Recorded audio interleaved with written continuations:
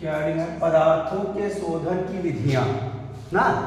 शोधन माने समझते हैं ना, साफ करने का, अलग करने का ना। जैसे हमारे पास बहुत से पदार्थ हैं, मिले रहते हैं, तो हम क्या करेंगे, अपने फ़ायदे के अनुसार उसमें से जो हमको ज़रूरत होगी उसको निकाल लेंगे, जो जिसकी ज़रूरत नहीं है उसको अलग कर देंगे। ज़रूरत सबकी है, ऐसा नहीं कि हमने हमारे गेहूं में भूसा मिला है तो भूसा को उड़ा देंगे, उसको भी रखेगा। अगर हमारे पास जानवर है तब नहीं उड़ा देगा हवा में ना। और पता चला चावल में कीड़े लगे हैं तो कहीं कीड़ा रखेंगे, कीड़ा को निकाल बाहर कर देंगे, चावल अपना बचा लेंगे। और दाल में कंकड़ मिला है तो भाई कंकड़ निकाल लेंगे, दाल बचा लेंगे ना। अब ये तो मोटा मोटा सिस्टम है कि इसको आसानी से कर सकते हैं। मान लीजिए कोई व्यक्ति क्या करेगा कि तेल, हमारे तेल में पानी डाल दें, क्यों? तो क्या करें? अलग करेंगे? अलग कर सकते हैं? क्यों नहीं कर सकते? कर सकते हैं। तेल में पानी तो बड़ी आसानी से अलग कर सकते भाई। तेल ऊपर रहता है, पानी नीचे रहता है। धीरे धीरे एक तो पतला सा कोई चम्मच लेके धीरे धीरे बगल करते जाएंगे उसको। ये सिंपल विधि है ना। हाँ हाँ, दूध में से पानी अलग करने की तो बड़ा आसान विधि है, सेंट्रीफ्यूगेशन विधि लगा दो उसमें। सेंट्रीफ्यूज मशीन समझते हो, जहाँ पे मलाई निकालते हैं, क्रीम जिसको बोलते हैं, पूरा पानी निकल के बाहर चला जाएगा और सारा प्रोटीन निकाल करके अपने पास रख लेंगे। ये नहीं जानते हो? और कुछ करना है भाई, पनीर बना दो, पनीर निकल गई बाहर और पानी गंगा जल में बहा दो। भाई गंगा जल में कोई बहा दो मतलब कोई काम का नहीं है। वो पानी थोड़ा गंदा भी रखता है, बदबू भी आता है ना। खराब पानी डालते हैं तो वो छेने का पानी मिला करके पनीर बनाते हैं, क्यों? हाँ, छेना जिसमें छेना बनाते हैं। किसमें? दूध में तो पानी मिला ही है। पानी तो उसमें पहले भाई, अगर किसी भी एनिमल की बॉडी से दूध निकलता है तो दूध माने क्या है? दूध इज ए मिक्सचर। किसका मिक्सचर है? पानी का है, ग्लूकोज का है, कैल्शियम का है, मैग्नीशियम का है, सॉल्ट का है। दूध नेचर में ऐसा सब्सटेंस जिसमें सब कुछ पाया जाता है। इसलिए अगर आपको रोज 1 लीटर दूध मिलता जाए तो फिर रोटी सब्जी दाल चावल का कोनो जरूरत नहीं है। 1 या 2 लीटर, हाँ 1 लीटर सुबह 1 लीटर शाम दूध मिल जाए तो आप अपना काम पूरा लाइफ चला सकते हैं। नहीं चलाएंगे तब चलेगा ना। जैसे सुबह 1 लीटर दूध गर्म करके पी लीजिए, फिर शाम को पी लीजिए 2 लीटर। 2 लीटर 1 गिलास में काम नहीं चलेगा। 2 लीटर दूध मतलब 1 लीटर दूध लीजिए, उसको गर्म करते करते आधा लीटर कर लीजिए, तो आधा लीटर तो आसानी से पी भी लेंगे।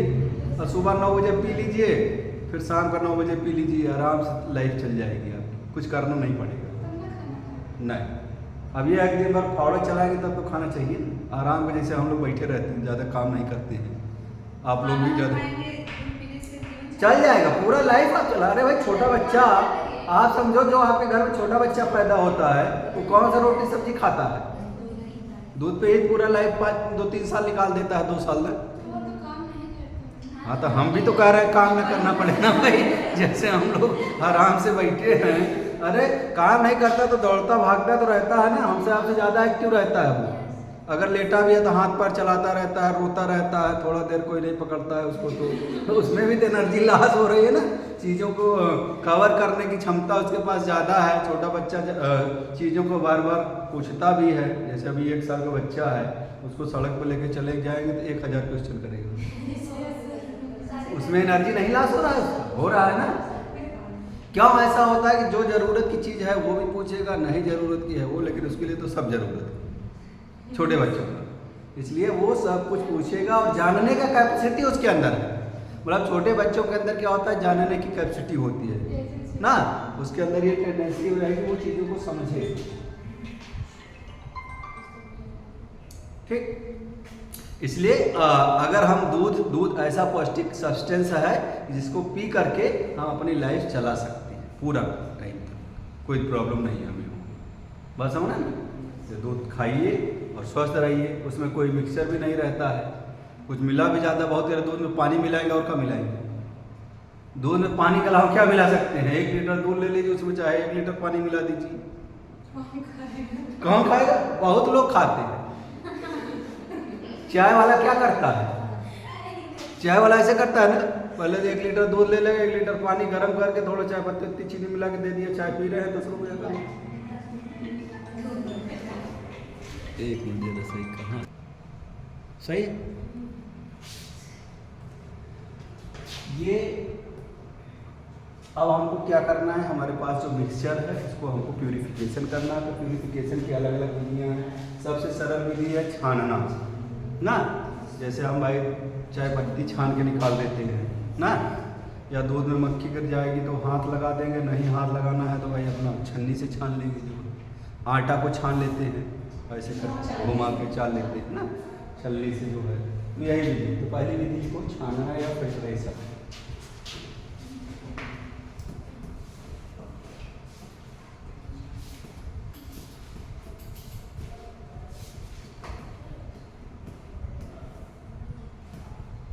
फिल्टरेशन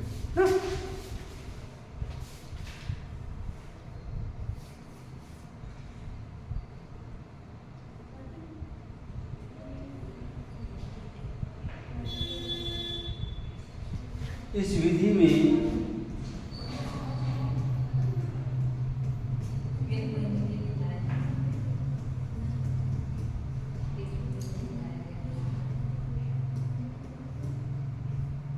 भिन्न आकार के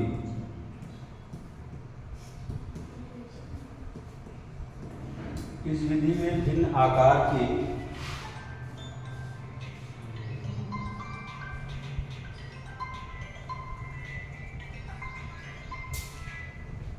हेलो जी चलो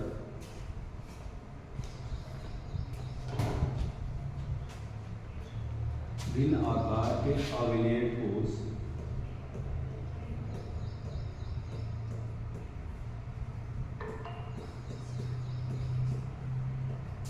अविलेट कोष को द्रव से अलग कर देते हैं। कोष को द्रव से अलग कर देते हैं।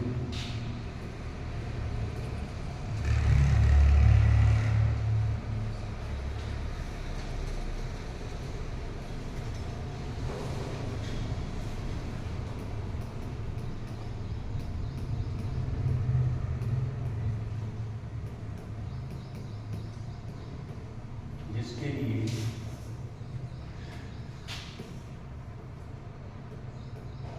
छन्नी,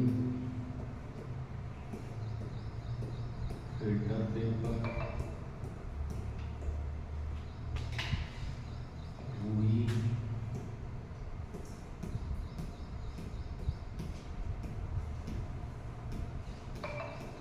मखमल का कपड़ा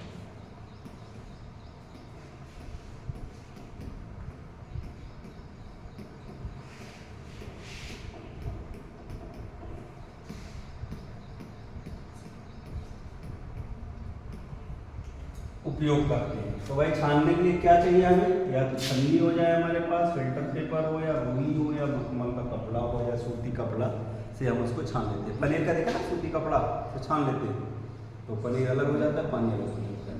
तो फिल्टर पेपर भी आता है, फिल्टर मैंने छानने वाली। जैसे कि अगर आपको स्याही जानते हैं, स्याही पहले चलता था स्याही, अभी तो पेन आ गई है। तो अगर स्याही से कोई भी फिल्टरेशन करना हो, स्याही में से जो स्याही होता है केमिकल निकालना हो, उसकी भी विधि है। स्याही समझ ना, थोड़ा हार्ड होता है, उसमें से हम पानी निकाल सकते हैं और ठोस पदार्थ को भी अलग कर सकते हैं। तो कैसे कर सकते हैं, उसको गर्म करके क्या करना, धीरे धीरे गर्म करेंगे और जो पानी होगा वो वेपराइजेशन हो जाएगा और जो ठोस पदार्थ होगा वो जाके तली में बैठ जाएगा, तो वो द्रवित मतलब क्रिस्टल रूप में आ जाएगा। उसको भी हम छान सकते हैं, अलग कर सकते हैं। ठीक है,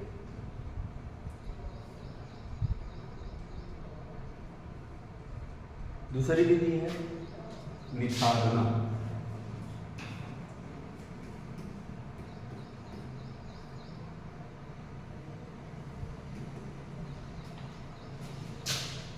हमारे घर में एक कीप होता है, कीप जानते हैं ना हम लोग, ये पी जिसको ना ऐसे मिट्टी का तेल डालने को पुराने जमाने में या सरसों का भी तेल बोतल वोटल में भरने के लिए इसका उपयोग करेंगे जिससे खराब नहीं होगा ना। ये रखें। और इसी में क्या करना, अगर कुछ छानना है तो इसमें ऊपर से फिल्टर पेपर या कपड़ा लगा देते हैं। जैसे शहद हमको छानना हो तो क्या करेंगे, इसी कुप्पी के ऊपर कपड़ा लगा देंगे और मधुमक्खी का जो डंक उंक रहेगा ऊपर हो जाएगा और शुद्ध रस जो है यहाँ हमारे बोतल में आ जाएगा नीचे। इस तरीके से कर सकते हैं। ठीक। दूसरी विधि है निथारना। निथारना क्या होता है,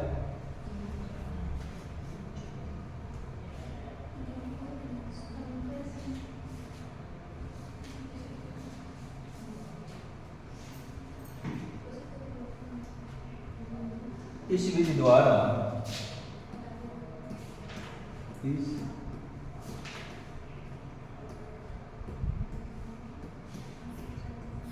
इस विधि द्वारा अमिश्रणीय पदार्थ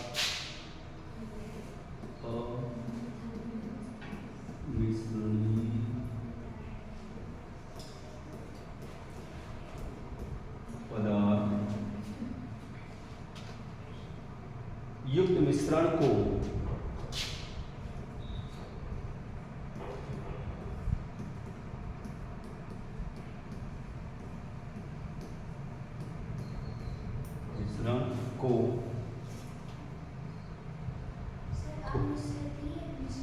अमिश्रणीय, कम समझ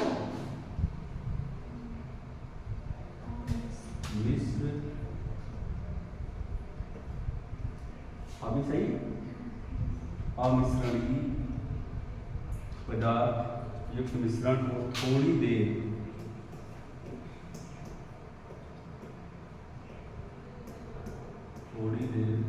के लिए शांत रख देते हैं।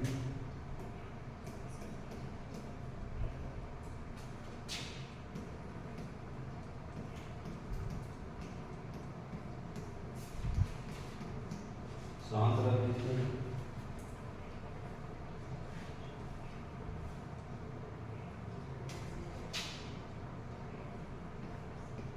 कुछ देर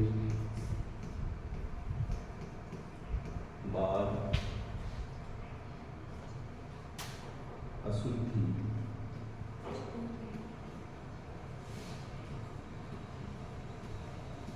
नीचे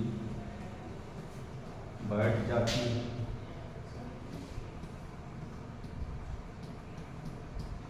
अशुद्धि नीचे बैठ जाती है और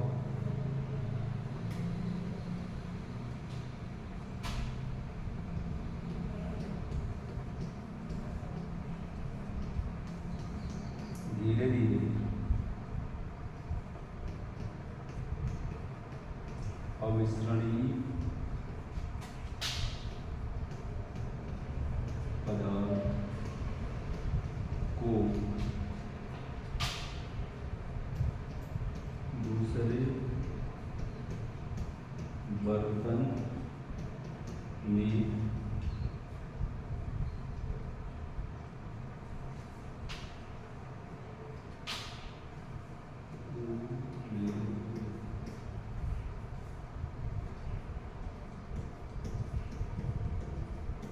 उड़ेल लेते हैं और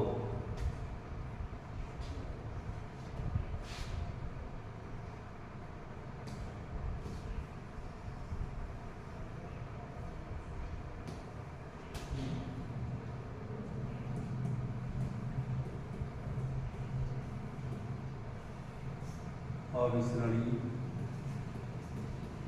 पदार्थ थैली में बैठ सकता है।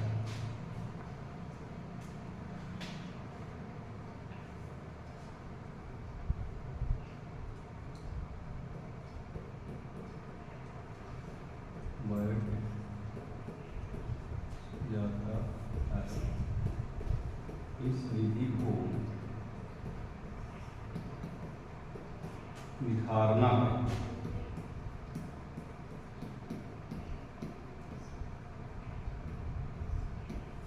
कहते हैं।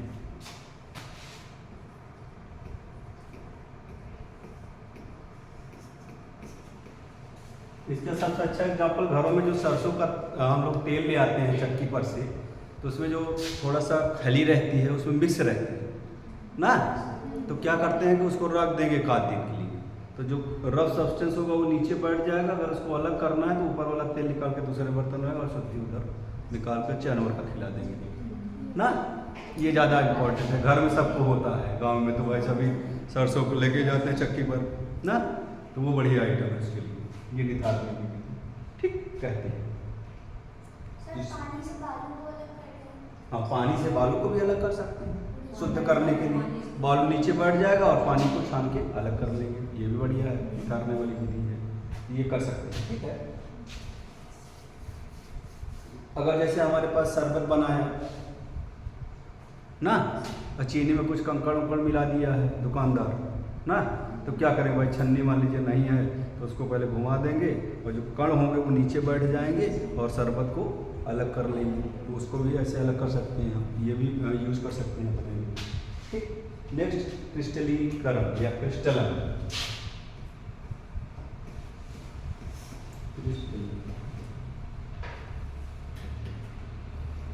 आपका क्या नाम है? आपका भी बीटीसी है?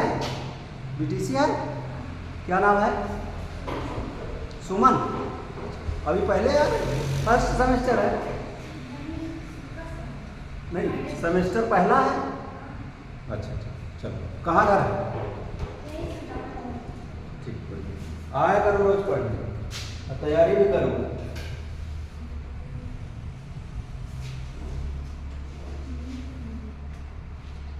इस विधि द्वारा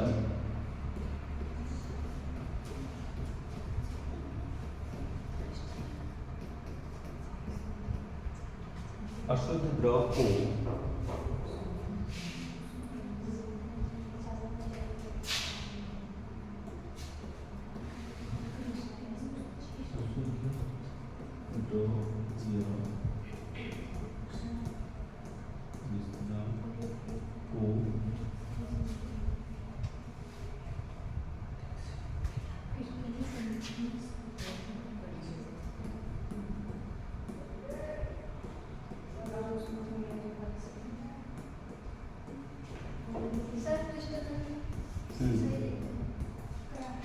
क्रिस्टलन,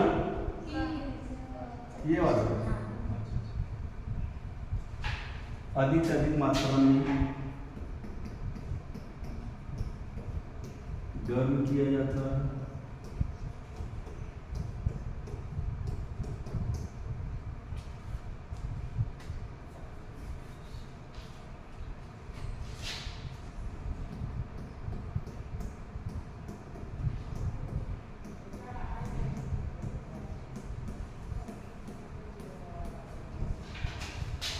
फिल्टर पेपर द्वारा छान लिया,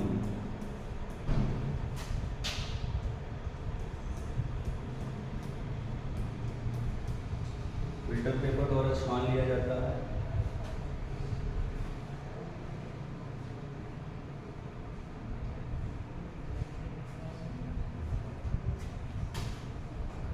और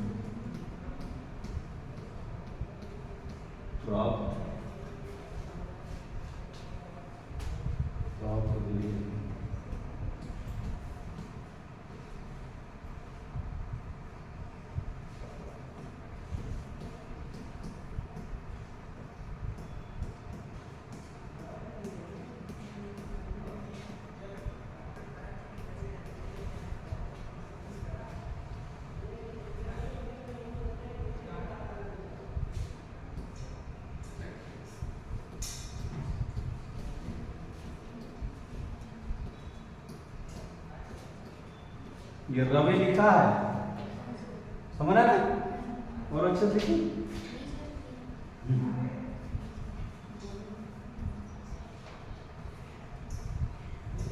रवि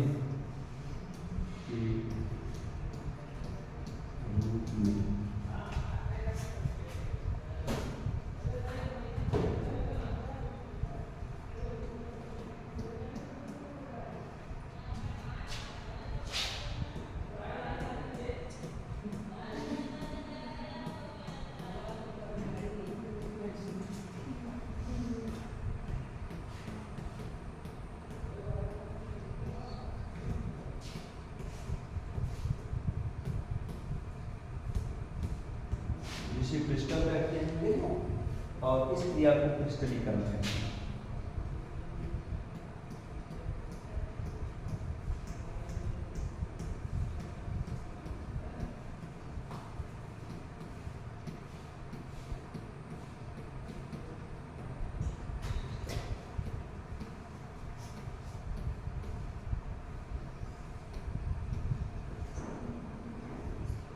ये नहीं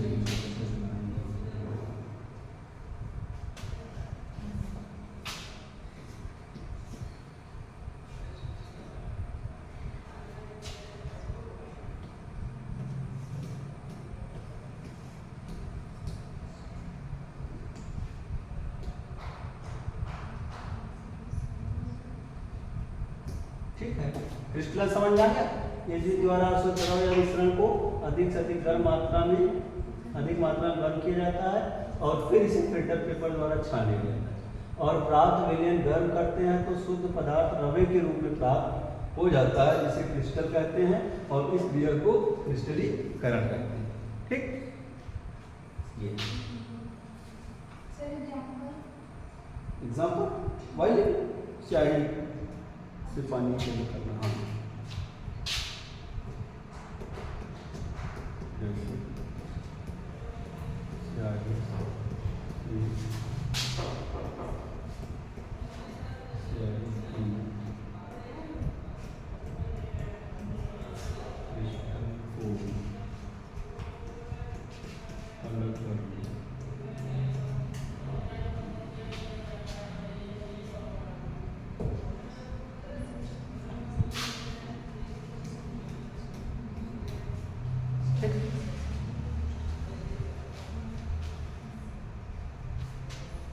समझ में आ रहा है?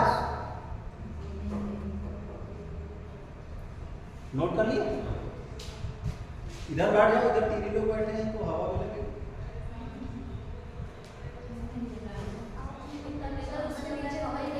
हाँ, हवा नहीं लगा, वो तो कुछ इसका कंडेंसर वो बदल दे 50-50 रुपए।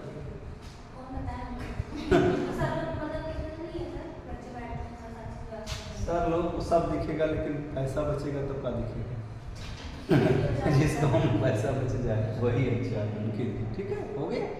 Next heading watchman.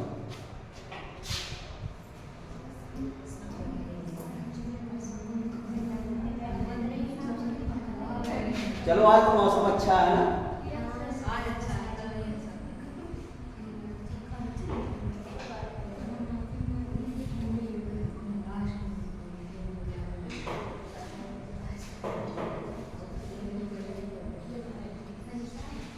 इस विधि में मिश्रण को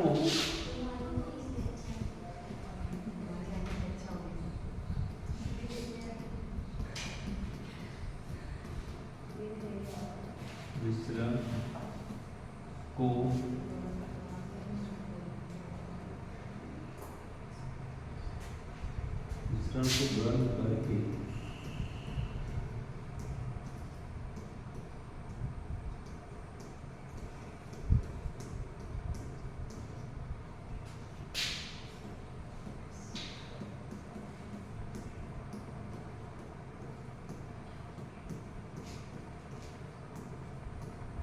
अवयवों में अलग किया जाता है,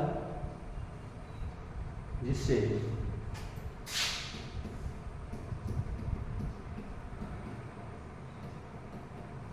पानी वाष्पित हो जाता है और शेष पदार्थ रह जाता है।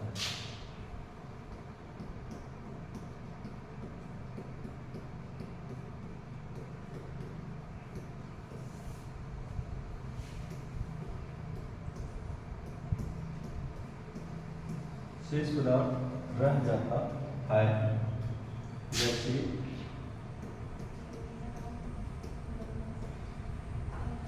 समुद्र से नमक बना। समुद्र से नमक बना ना, वाष्पन विधि का सबसे अच्छा उदाहरण है। हाँ क्यारी बना के रखते हैं।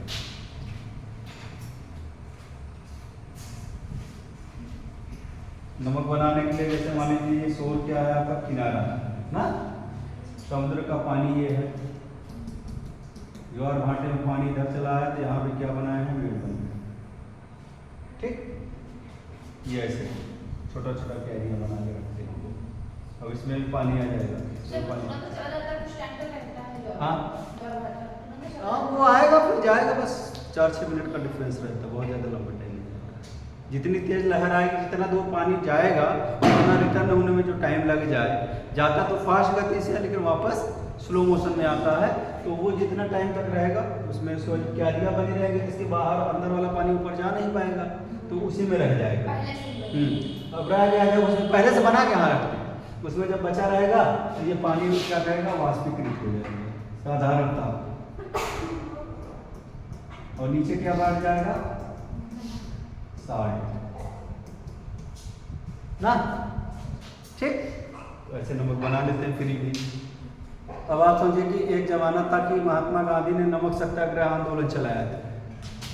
अंग्रेज क्या करते थे, यही वाला नमक, हमारा ही नमक लेकर के जो है जाते थे वो इंग्लैंड में, वो खरीद लेते थे पूरा एरिया, भाई समुद्र वाला नमक हमारा हो गया। जब समुद्र वाला नमक उनका हो गया तो क्या करते थे, फिर नमक का अपने में बेचते थे ले आते। गांधी जी बोले भाई हमारे इंडिया का नमक हम ही पैसा से खरीदेंगे इसलिए भाई हमारा नमक दो, चलो ऑटो, ये जो एरिया है समुद्र वाला ये हमारा है, हम लोग फ्री का नमक ले जाए, अपने घर का बनाएंगे।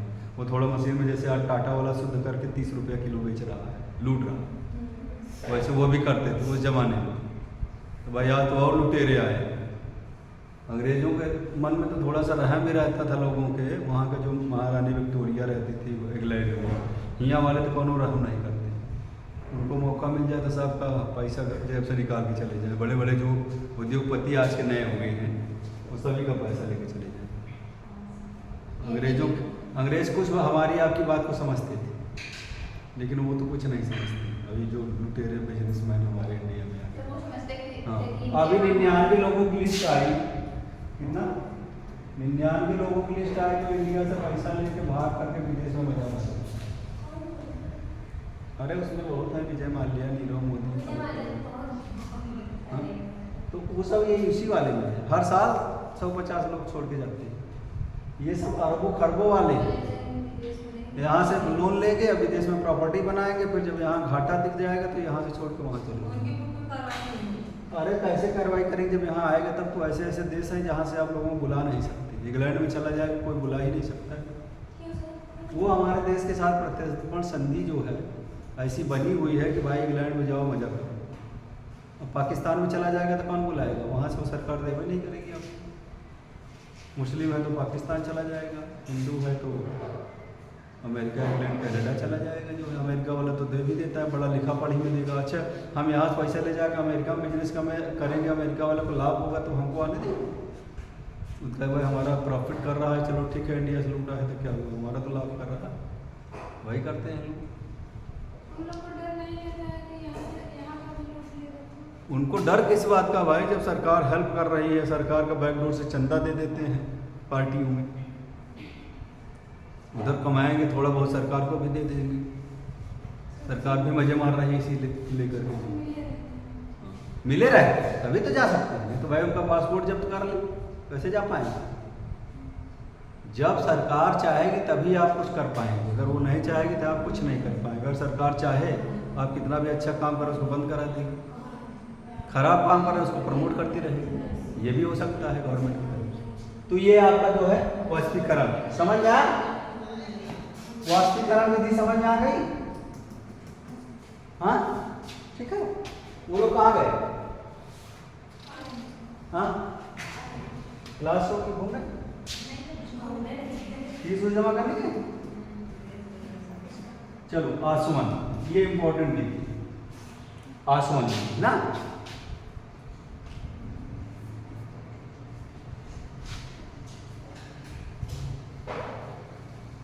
जब किसी द्रव को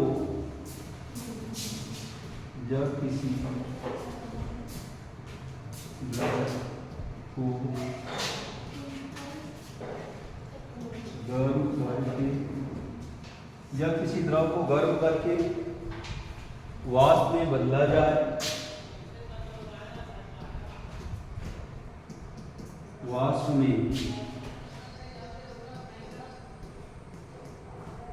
बदला जाए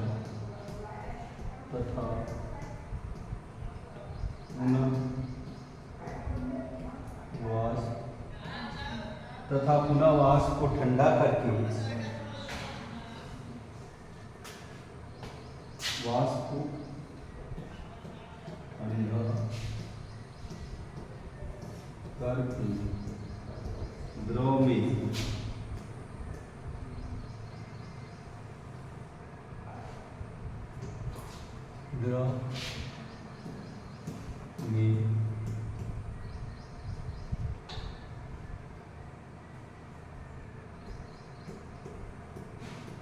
बदल दिया जाए तो इस विधि को आशमन विधि कहते हैं।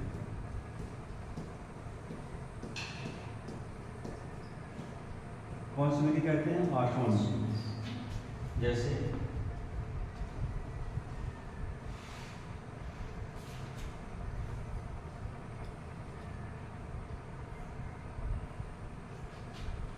लिख सकते हैं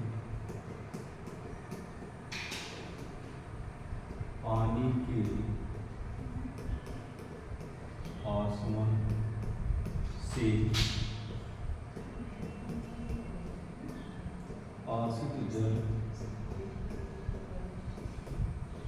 प्राप्त होता है।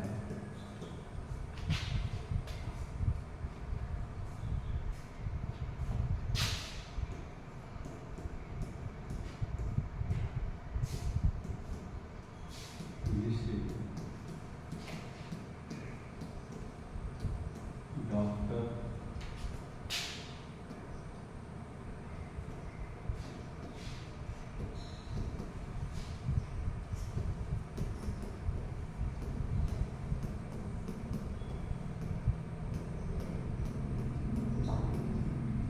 उपयोग का, ठीक है। जो डिस्टिल वाटर होता है वो किस विधि द्वारा अलग करते हैं? आसवन विधि द्वारा अलग, ठीक।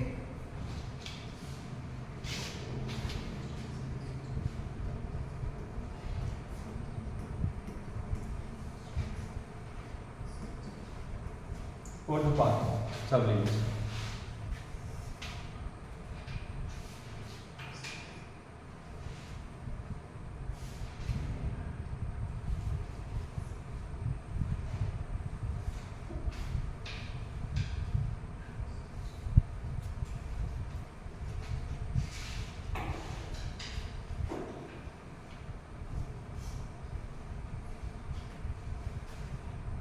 हो गया?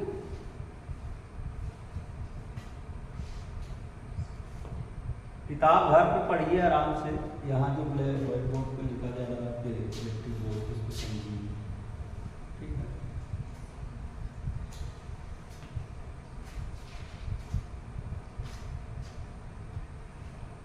हो गया ये?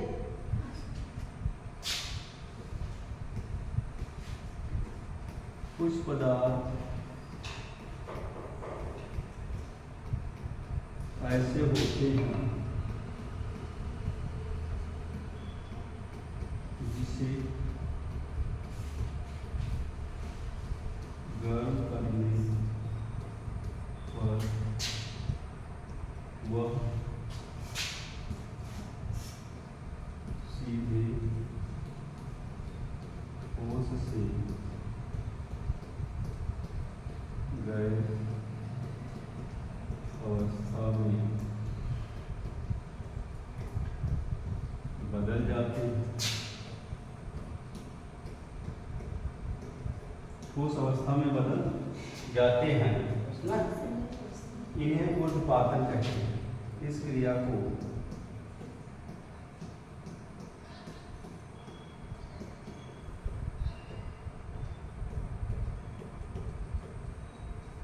ऊर्ध्वपातन कहते हैं।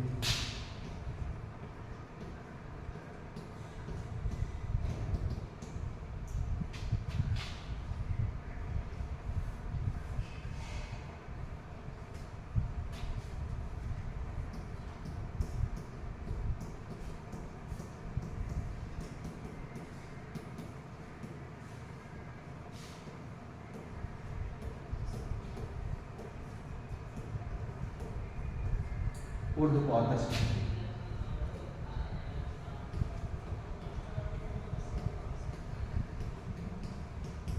जैसे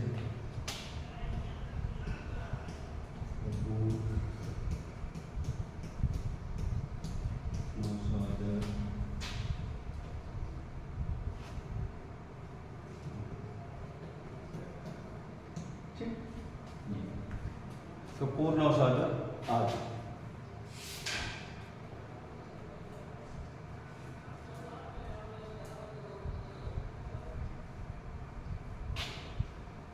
हो गई।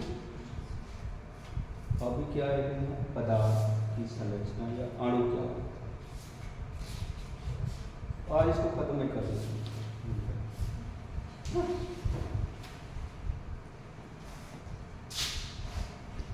ये यहां तक हो गया।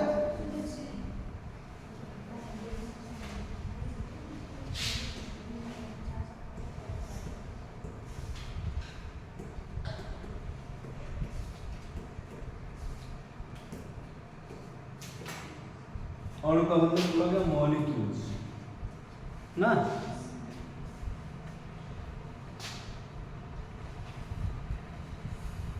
अणु किसे कहते हैं?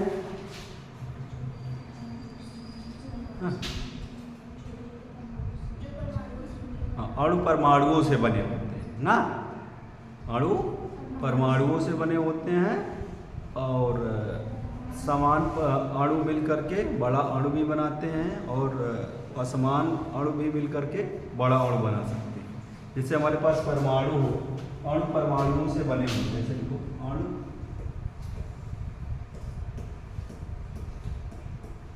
परमाणु से बने होते हैं और स्वतंत्र अवस्था में रह सकते, स्वतंत्र अवस्था में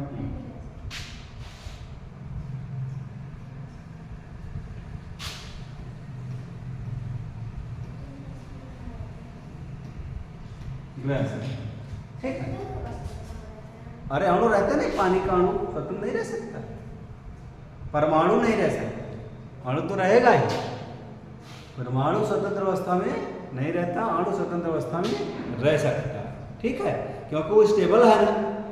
जैसे ये हाइड्रोजन का परमाणु है, ये स्वतंत्र अवस्था में नहीं रहेगा, लेकिन H+H करके जब H2 कर देंगे तो ये स्वतंत्र अवस्था में रहता है हाइड्रोजन गैस।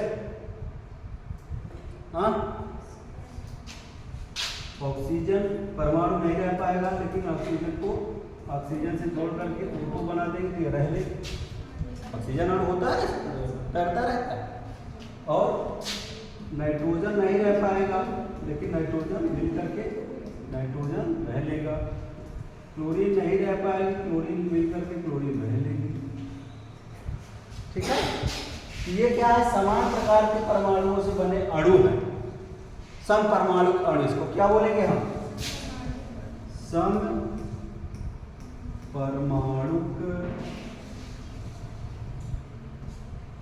अणु बोलेंगे। ठीक है, अब विषम परमाणुक अणु क्या है? विषम परमाणुक अणु जैसे H2 + O2, half O2 given H2O, ये विषम परमाणु अणु ना।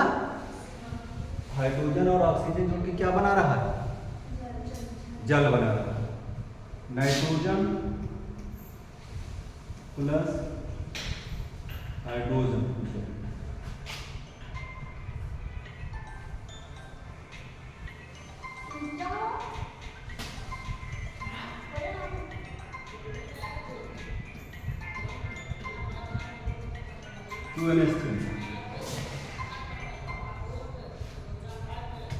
क्या हो गया? ये अमोनिया क्या हो गया?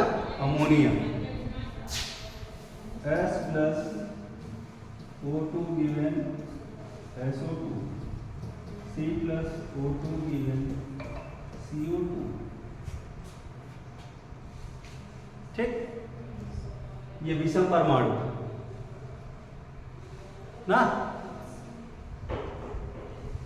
हाइड्रोजन ऑक्सीजन से जल बनाया, नाइट्रोजन हाइड्रोजन से अमोनिया बनाया, सल्फर ऑक्सीजन सल्फर डाइऑक्साइड बनाया, कार्बन ऑक्सीजन से कार्बन डाइऑक्साइड बनाया। तो जब दुनिया बन रही थी तो यही सब बन रहे थे। पहले जल बना, अमोनिया बना, सल्फर बना और कार्बन डाइऑक्साइड बना, और इन्हीं से बड़े बड़े मॉलिक्यूल्स बने। जैसे अब जल कैसे बनता है? तो हमारे पास अगर जल हो और कार्बन डाइऑक्साइड हो तो हम क्या बना सकते हैं? जल और कार्बन डाइऑक्साइड से क्या बनेगा? हाँ, H2SO4। क्या बनेगा बताओ, मन लगा कर। केमिस्ट्री समझो, इसमें ज्यादातर बीएससी वाले हैं ना। कैसे गैस बनेगा? क्या बनेगा बताओ, थोड़ा ऊपर ले लें। आप मन नहीं लगाते हैं, हाँ?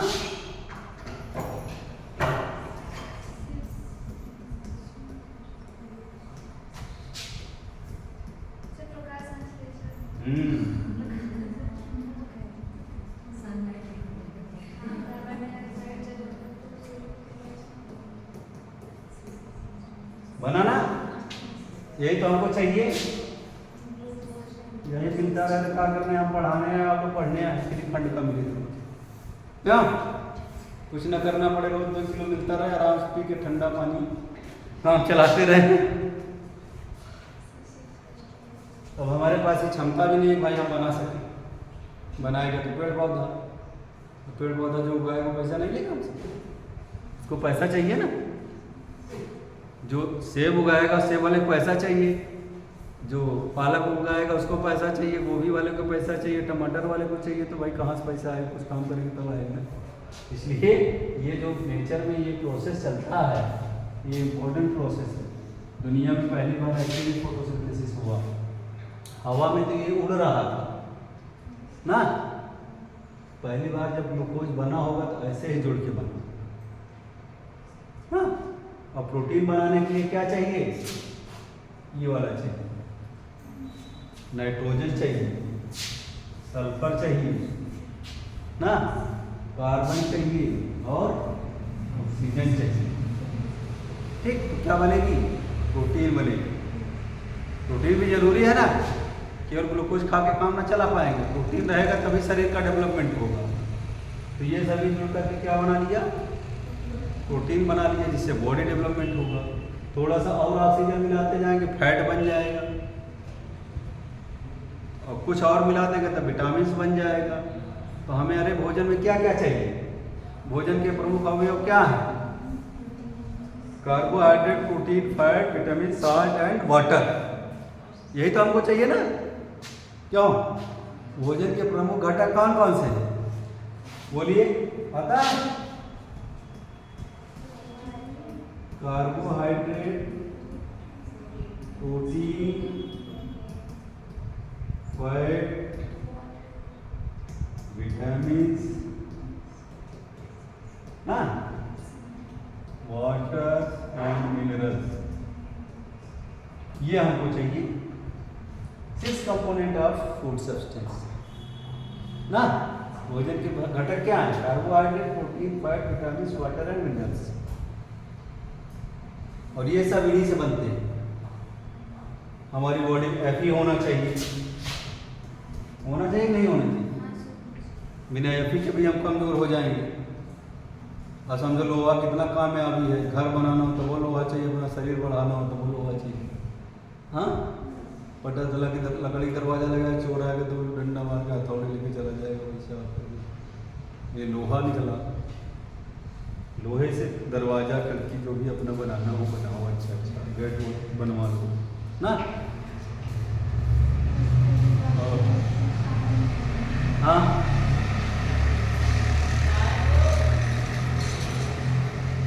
ये जो इम्पोर्टेंट कांस्टेंट सब्सटेंस जो परमाणु क्या करते हैं ये। अब लोहे का परमाणु, लोहे का जो अणु होता है वो एक परमाणु है, क्या है, एक परमाणु। कैसे बहुत अच्छा काम चल रहा है, जिन्हें स्याह ही हो गई। ऐसा होता है अभी तो हो जा रहा है। इरेज नहीं करना है फिर भी हो जाए, मत लगाना। देखो जैसे इसको हटाना है,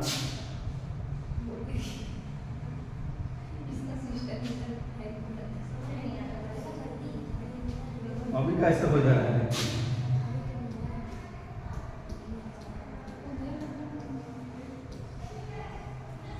देखो हट गया, अगर पहली बार टच करेंगे तभी हट, दोबारा करेंगे तभी। अब इसको करेंगे तो हो सकता है ना, देखो नहीं हट रहा, ये समझने का ठीक है। फर्स्ट टाइम अगर आप एडिट कर देंगे तो हट जाएगा।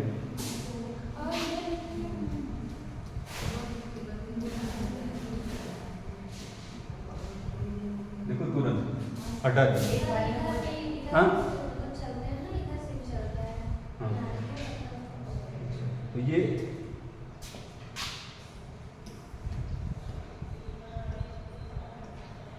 एक परमाणु Fe, Cu, Ag, Au, Mg, Ca, K, ये सभी एक परमाणु ना। मोस्टली मेटल आर यूनिमॉलिक्यूलर, ज़्यादातर धातुएं एक परमाणु होती है। अधातुएं क्या है वो द्वितीय, तृतीय और चतुर्थ, फिफ्थ परमाणु की हो सकती है। जैसे यहाँ सब जो जितना है सब अधातु है। हाइड्रोजन अधातु, धातु दोनों ही है। नाइट्रोजन अधातु है, सल्फर भी अधातु है, कार्बन भी अधातु है, ऑक्सीजन भी अधातु है। तो ज़्यादातर अधातुएं द्वितीय अतिरिक्त परमाणु होती हैं और धातुएं एक परमाणु होते हैं ज़्यादातर। जैसे ब्रोमीन ना अधातु है, धातु है ना, लेकिन वो भी द्वि परमाणु है, Br2 ठीक। क्लोरीन धातु है ना, लेकिन वो भी द्वि परमाणु। तो ये मैक्सिमम अधातुएं द्वि परमाणु और धातुएं एक परमाणु होती हैं ठीक। तो अब समझ में आया, अणु परमाणु समझ में आ गया, किसी कोई का डिफरेंस इतना नहीं रहेगा। अणु समझते हैं ना, परमाणुओं के संयोग से क्या बनता है, अणु बनता है ना। और अणु स्वतंत्र अवस्था में रह सकता है। अणु एक परमाणु होता है, द्वि परमाणु होता है, समान परमाणु होता है, विषमान परमाणु होता है, कुछ भी अणु हो सकता है। जैसे हमारे पास ये भी एक अणु है, ये ग्लूकोज का एक अणु है ना, इसका है ये ग्लूकोज का। ऐसे हमारे पास विटामिन का भी होगा, हमारे पास फैट का भी होगा। विषम परमाणु यही है ना, ये CO2, SO2, NH3, H2O, ये विषम परमाणु दिखा है। देखो विषम परमाणु की ये वाली हाँ विषम परमाणु है, इसमें कार्बन, हाइड्रोजन, ऑक्सीजन है। H2SO4,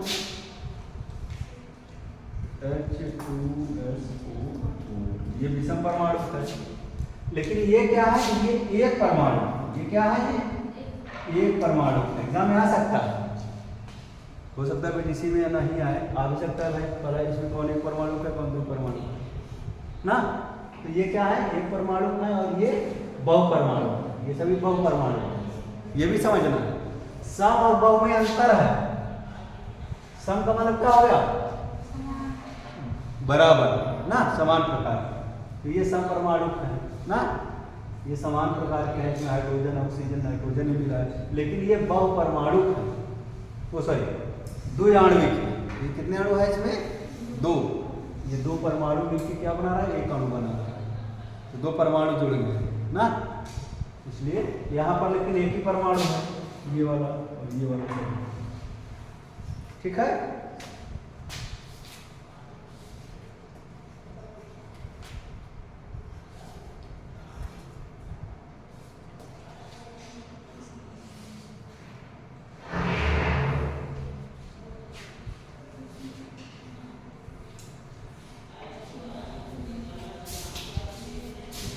परमाणु सिद्धांत सर्वप्रथम किसने दिया था?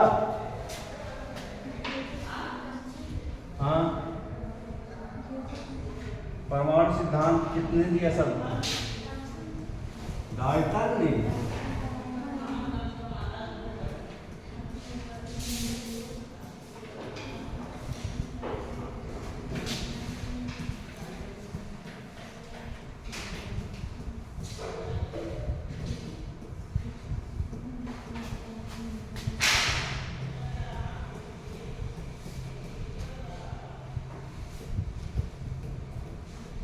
कब किया? कुछ किताबों में तो 1803 लिखा है, कुछ में 1805 लिखा है, ज़्यादा मान लिया ही 1808। ठीक है।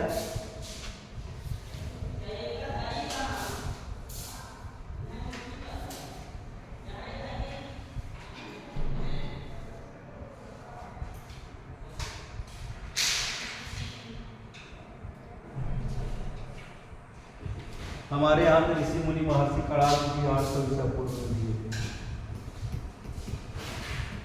800 ईसा पूर्व माने गौतम बुद्ध के जन्म के पहले का टाइम दे रहा है हमको लगता ना। हाँ, गौतम बुद्ध का जन्म 632 ना, ईस्वी में ईसा पूर्व में 563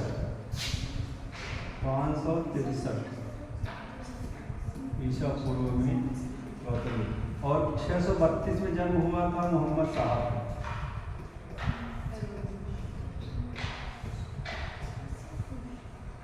समझिए, बौद्ध धर्म से इस्लाम कितने समय बाद आया? लगभग 600 + 500 जोड़ देते तो कितना होगा? 1100, लगभग 1150 साल बाद, 1150 वर्ष बाद इस्लाम का उदय। और ईसाई धर्म का उदय 560 साल बाद, 563 साल बाद।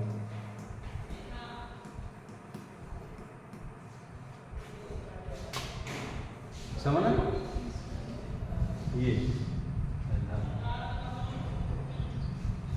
सब लोग पैदा होने वाले कौन? ये मोहम्मद साहब, ईसा मसीह। और हमारे यहाँ भगवान सब अवतार लेते हैं, ऐसे कूद आते हैं जमीन पे जो आसमान से, समझते हैं ना? वो पैदा होने वाले नहीं हैं, वो आ जाते हैं बस ऐसे ही। समुद्र में कोई निकल रहा है, कोई कमल के फूल से निकल रहा है, कोई गंगा जल से निकल रहा है ना, कोई नदी से निकल रहा है, कोई मछली के पेड़ से निकल रहा है, कोई छछूंदर के पेड़ से निकल रहा है। हमारे यहाँ भगवान ऐसे निकलते हैं, उनके कोनो माता पिता ओरिजिनल नहीं।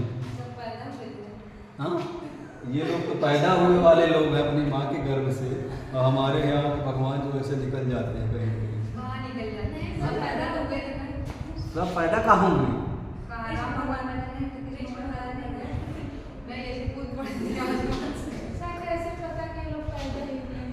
अरे भाई, इनका रिकॉर्ड है, इनका घर होता है ना। ईसा मसीह का घर है, गांव पता है किस गांव में पैदा हुए। मोहम्मद साहब का भी गांव पता है। हमारे यहाँ वाले भगवान का तो सब गायब ना। तो उनका जैसे हमारे यहाँ गौतम बुद्ध पैदा हुए तो उनका गांव है नेपाल में। गौतम बुद्ध पैदा हुए लोग हैं ना, वो अवतार नहीं लिए, उनका गांव है नेपाल में। हमारे भगवान श्री राम वाला घर ही गायब हो गया, कृष्ण वाला भी घर गायब हो गया। कौने घर में पैदा हुए भाई उसका पता ही नहीं लग रहा है। हाँ, मथुरा में तो उनका कौन सा कुछ दिखता नहीं है नहीं, आर्टिफिशियल है, सब बनाया गया। मतलब हटा क्या, रहबे नहीं किया तो क्या हटेगा? जब रहेगा तब तो हटेगा। उनका है ही नहीं। वीडियो खत्म हो गई नहीं?